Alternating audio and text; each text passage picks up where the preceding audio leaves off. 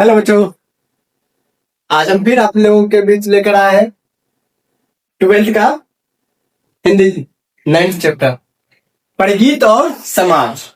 कौन सा? परिगीत और समाज। परिगीत और समाज में देखिए, इनका लेखककार कौन है? नामवर सिंह है। कौन है? नामवर सिंह है।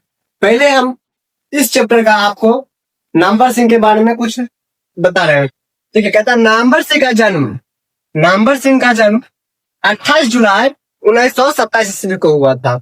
28 जुलाई 1927 ईस्वी को हुआ था। अब कहता नामवर सिंह का जन्म स्थान कहाँ है, यानी उनका जन्म किस गांव में, किस जिला में, किस देश में, किस प्रदेश में हुआ था। तो देखिए, कहता नामवर सिंह का जन्म स्थान जौनपुर वाराणसी में हुआ था। और आप लोगों को पता है कि वाराणसी कहाँ पड़ती है? उत्तर प्रदेश में।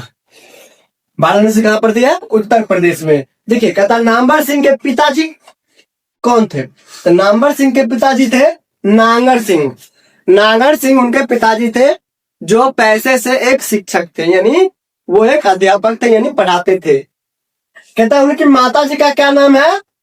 तो बागेश्वरी देवी। माता जी का क्या नाम है? तो बागेश्वरी देवी। कहता परिगीत और समाज के रचनाकार कौन है, यानी परिगीत और समाज के रचनाकार कौन है? तो कौन है? तो नामवर सिंह। कौन है? तो नामवर सिंह। कहता नामवर सिंह के गुरु कौन थे, यानी नामवर सिंह को शिक्षा कौन दिए थे? तो देखिए, नामवर सिंह को शिक्षा हजारी प्रसाद द्विवेदी जी ने दिए थे। हजारी प्रसाद द्विवेदी जी ने दिए थे। कहता नामवर सिंह ने बीए और एमए, देखिए पहले बीए का फुल फॉर्म क्या होता है? Bachelor of arts. और एमए का क्या होता है? Master of arts. यानी बीए और एमए की पढ़ाई कहां से किए थे? तो बीएचयू से इन्होंने क्या किए थे? बीए और एमए की पढ़ाई पूरा किए थे। कहता परिगीत कैसा कब है? तो परिगीत कैसा कब है? तो प्रधाना कब है। कैसा कब है? तो प्रधाना कब है।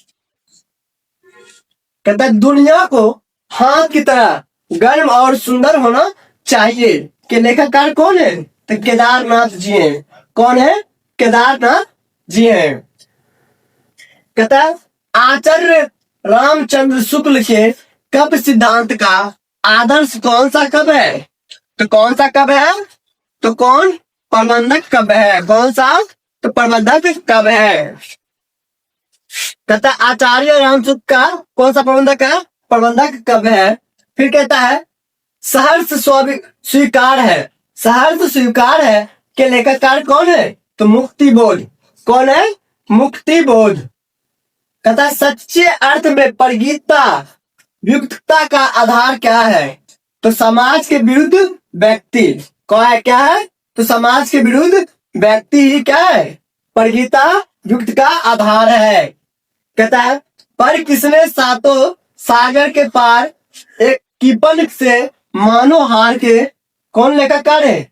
यानी यह एक चैप्टर का नाम है, यानी ये पंक्तियां लिखा गया है किसी चैप्टर का। कहता है ये पर किसने सातों सागर के पार एकाक कीपन से मानो हार के लेख, यानी कौन लिखे थे? शमशेर बहादुर जी इन्होंने यह लिखे थे। यानी यह कौन बता रहे हैं? शमशेर बहादुर जी के द्वारा यह लिखा गया था, बताया गया था।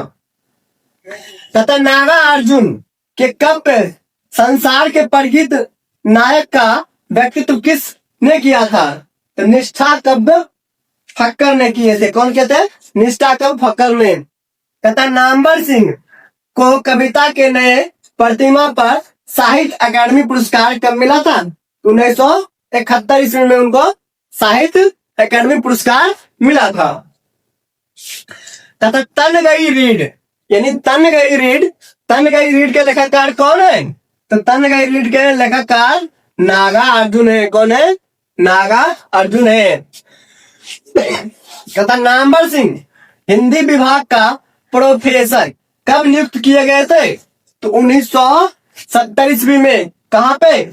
जोधपुर विश्वविद्यालय में।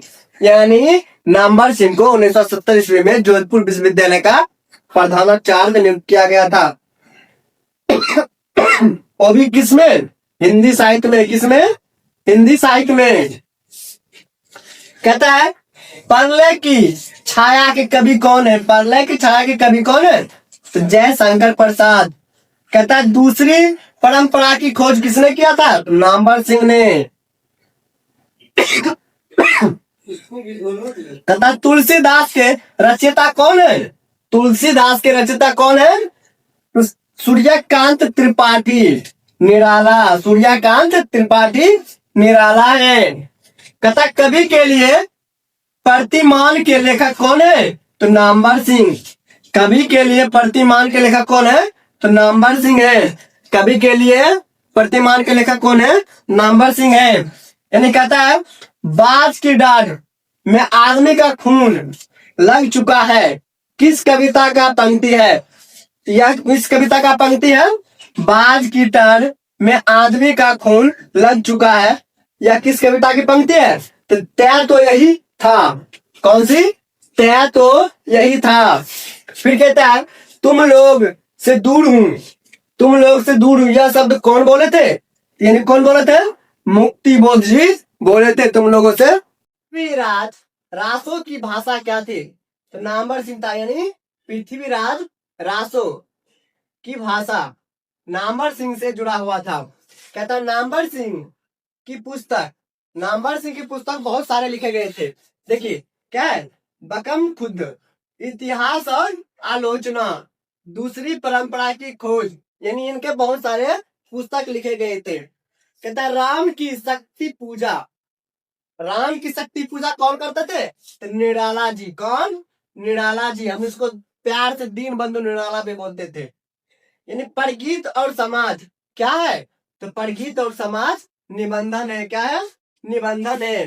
कहता कविता के नए प्रतिमा पर, कविता के नए प्रतिमा पर क्या मिला था उनको? तो एकेडमी साहित्य पुरस्कार मिला था। किनको? नामवर सिंह को।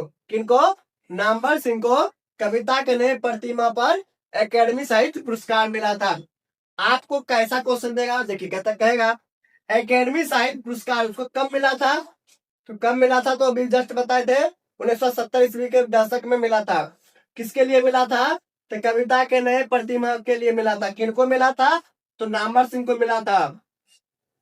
फिर कहता नामवर सिंह को प्रधान संपादक, यानी नामवर सिंह का प्रधान संपादक कौन थे? तो आलोचना था और त्रैमासिक था। कौन था? त्रैमासिक और आलोचना एक संपादक था जो किसका था? नामवर सिंह का था। फिर कहता है कामयानी के कवि कौन है? कामयानी के कवि कौन है? तो निराला जी है। कौन है? निराला जी है। कहता है लिरिक का पर्यंत क्या है? तो परगीत है। क्या है? परगीत है। इसी तरह से हम आप लोगों को फिर नेक्स्ट चैप्टर लेकर आएंगे 5-10।